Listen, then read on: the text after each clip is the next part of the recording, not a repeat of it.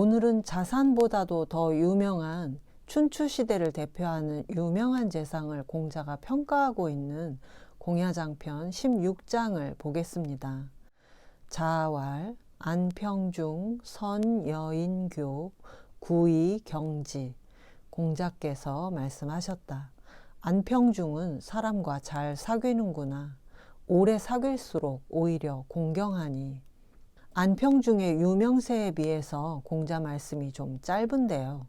안평중은 평이 시호이고 중이 자인데 안평중보다는 이름인 안영으로 더 많이 알려진 사람입니다. 이 안영이 얼마나 유명하냐면 사마천의 사기 열전에도 실려 있는데요. 열전의 첫 번째 인물이 백이고 두 번째가 관중과 안영 이야기를 다룬 관한열전입니다. 노자와 한비자보다도 먼저 나오는데요. 관중과 안영은 둘 다 제나라의 재상이었는데 사마천은 먼저 관중을 쓴 뒤에 관중이 죽고 나서 100년이 지나자 안자가 출현하였다. 이렇게 썼습니다. 이 관한열전에 안영에 대한 재미있는 일화들이 실려 있는데요. 제나라는 공자가 살았던 노나라보다 땅도 크고 훨씬 잘 살았던 지금 중국 산동성의 대부분을 차지한 나라였습니다. 그런 제나라의 재상이 된 안영은 재상이 되고 나서도 굉장히 검소한 생활을 했다고 하는데요.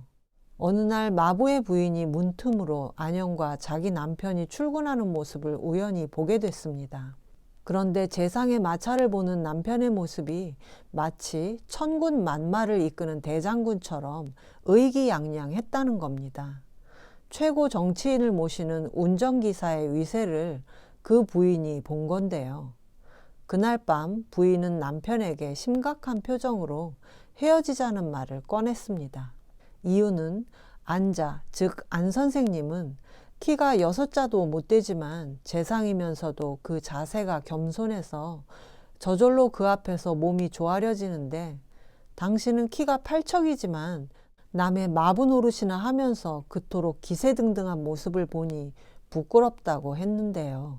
이런 기록에서 안영의 키가 매우 작았던 것을 알 수 있습니다. 다음날 안영은 마부의 자세가 180도 달라져 있는 걸 보고 그 이유를 물어봤습니다. 그리고 같은 잘못을 2번 다시 반복하지 않겠다는 마부의 자세를 높이 평가하고 마부에게 대부벼슬을 줬는데요. 이렇게 안영은 귀천을 따지지 않고 과감하게 인재를 등용할 줄 알았다고 합니다. 그런가 하면 안영은 총 3명의 임금을 모시면서 자기가 해야 할 일과 하지 않아도 되는 일을 정확하게 구분한 사람이었습니다. 어느 날 제나라 경공이 한밤중에 집에 찾아왔는데 안영이 나라에 무슨 일이 생긴 줄 알고 관복을 차려입고 대문 앞에 나가보니까 임금이 같이 술을 마시자고 찾아온 거였습니다. 안영은 술좌석에 돗자리를 깔고 상을 차리는 일은 나라에 맡은 인물이 따로 있습니다. 신은 이 밤에 전하와 함께할 수 없나이다. 이렇게 말하고 그냥 집으로 들어가 버렸다고 합니다. 그런데 사기 공자세가에 의하면 공자와 안영은 최소한 2번 만난 적이 있습니다.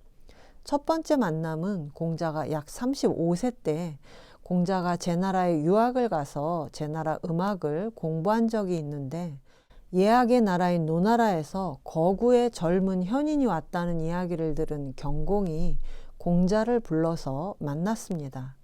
이때 경공이 공자에게 정치란 무엇인가에 대해 질문을 했고 공자가 군군, 신신, 부부, 자자, 임금이 임금답고 신하가 신하답고 아비가 아비답고 자식이 자식다운 것이 정치의 핵심입니다.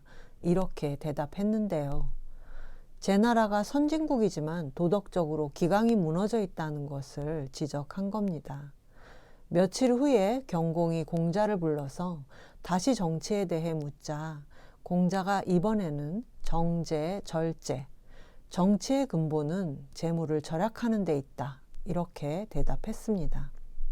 경공은 공자의 대답이 마음에 들어서 공자를 제나라에 머물게 하려고 했습니다.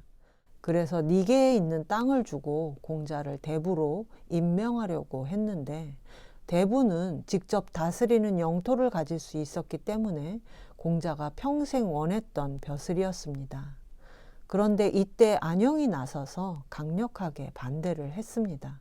안영 자신은 검소했지만 재상으로서 부국강병을 추구하다 보니 상업주의 정책을 펴지 않을 수 없었는데 정치적, 경제적 입장이 다른 공자의 등장이 반갑지 않았던 겁니다. 아무튼 이때 공자가 속한 유가에 대해 할 수 있는 비판은 다 했는데 안영이 강력하게 반대하자 경공은 마음이 돌아서서 다음 날 공자가 경공을 만났을 때 경공은 내가 이제 늙어서 그대를 등용할 수가 없소이다 이렇게 말했습니다. 공자와 안영의 두 번째 만남은 공자가 노나라에서 대사구가 된 50대 초반에 아직 제나라의 재상이던 안영과 양쪽 군주를 모시고 만난 협곡 회담에서 이루어졌습니다. 자신의 첫 번째 벼슬을 좌절시킨 것을 생각하면 안영에 대한 공자의 평가는 매우 관대하다고 할 수 있는데요. 도올 선생님은 안영 덕분에 공자가 제나라의 대부가 되지 못했기 때문에 결론적으로 공자의 큰 은인이라고 하십니다. 공자는 안영에 대해 안평중 선여인교, 안영은 사람과 잘 사귄다. 여기서 선이 잘한다는 뜻으로 해석됩니다. 그런데 무엇을 잘하는지는 사람과 사귀는 것 자체를 잘하는 것일 수도 있고 사람과의 사귐을 잘 유지한다는 것일 수도 있는데요. 구의, 경지, 오래 사귈수록 오히려 공경한다. 이것도 두 가지로 해석이 가능한데 안영을 주어로 보면 안영은 오래 사귈수록 오히려 상대방을 공경스럽게 대한다는 뜻이 되고 반대로 상대방을 주어로 보면 안영은 오래 사귈수록 상대방이 그를 공경하게 된다. 이렇게도 해석이 가능합니다. 안영이 자기 마부는 대부로 삼았으면서 공자가 대부가 되는 것을 막은 걸 생각하면 저는 조금 섭섭한데요. 공자의 말에서는 그런 섭섭함을 찾아볼 수가 없습니다. 자왈, 안평중, 선, 여인교, 구의, 경지. 공자께서 말씀하셨다. 안평중은 사람과 잘 사귀는구나. 오래 사귈수록 오히려 공경하니.